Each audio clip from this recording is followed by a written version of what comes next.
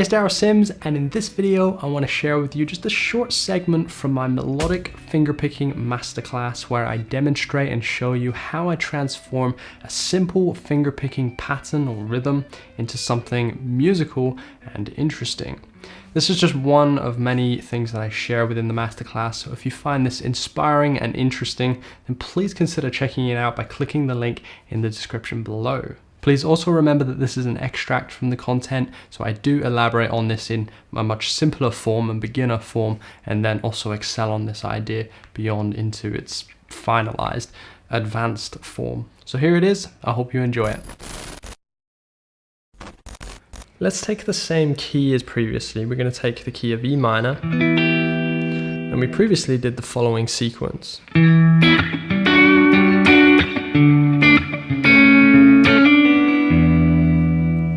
Those were the 4 chords that we used, and in this video we're going to see what else we can come up with.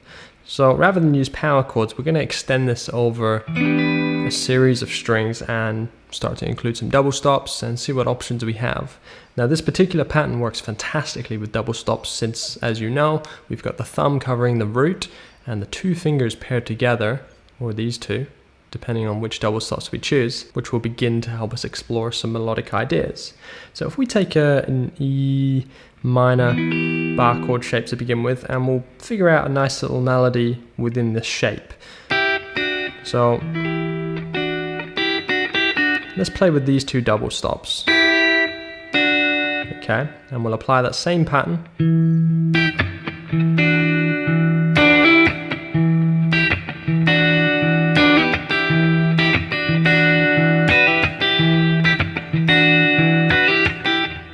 Okay, that sounds cool. That's a good start there. Now you'll notice for the flick, it's almost impossible to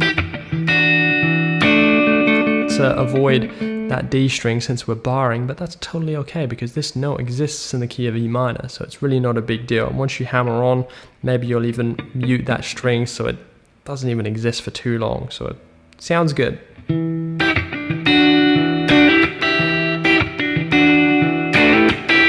Now let's loop that melody, and we'll change around some of the root notes and see what we can come up with. So maybe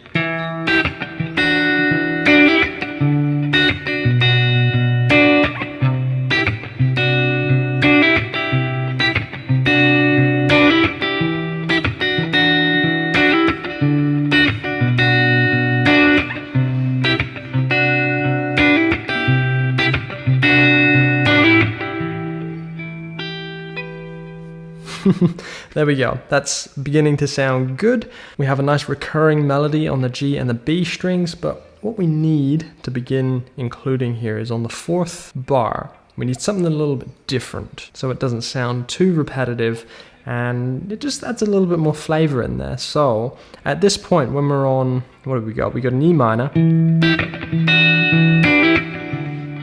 by D, B minor, and then this is a C. Okay, now within that region of the neck we could explore some more double stop ideas. Any of these sound good, so you could go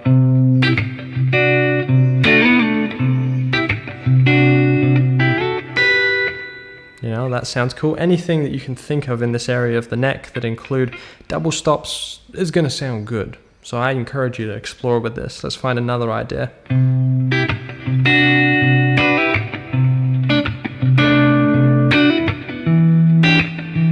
There you go, that works. That's a lot simpler. Let's see what that sounds like in context now if we loop these 4 bars over and over.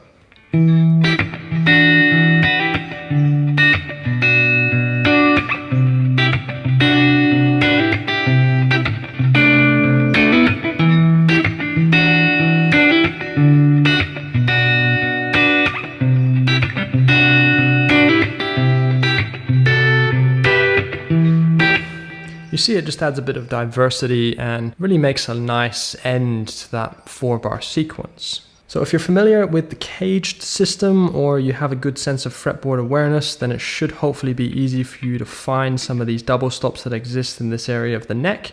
If you do struggle, just use the E minor scale and just pair up a few notes. And it's all about just seeing what they sound like and getting familiar with the sound of these double stops and finding what you think sounds good and what works for you.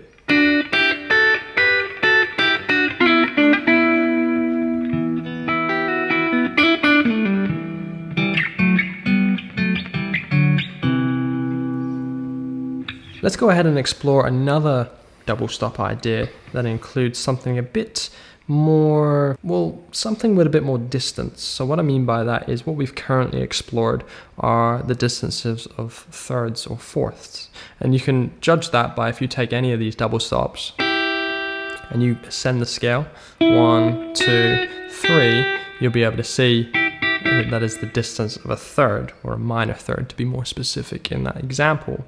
However, another double stop like this one, if we ascend the E minor scale from that note, so that this would be 1, 2, 3, 4. So that's the distance of a fourth. Little bit of wisdom on the side for you to bear in mind right there. Let's go ahead and explore the distance of sixths, which is one of my favorite sounding intervals. Now the distance of a sixth would sound like this.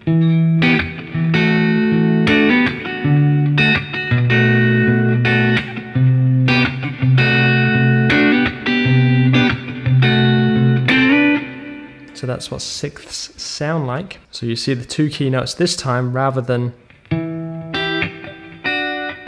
these two strings, the G and the B, I'm rather using the D and the B.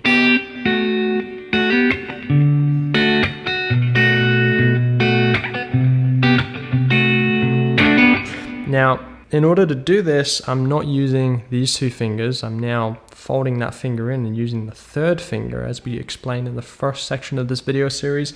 It's very important that you don't spread your fingers out like this. It's more important for you to skip that finger and use the third finger in this instance. And you'll notice once again that when doing the bar and flicking, it's near impossible to avoid that middle note there, but that's absolutely fine because it's in key. It's totally fine. Let's elaborate on this even farther. I think I prefer the sound of the thirds and the fourths, if I'm honest, in this instance. So we'll see what different melodies we can come up with and yeah, play around a bit. So from here on, I'm going to be really just exploring what possibilities I have. Maybe you'll pick up a few ideas from that, and yeah, we'll find something that sounds pretty cool. So here we go. Let's see what I can come up with.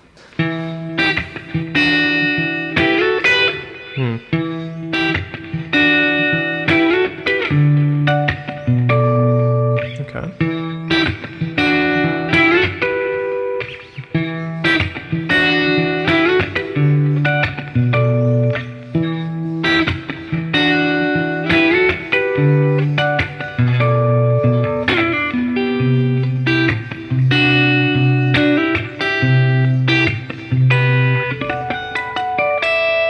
That was a cool one. Let's play with that. I like that.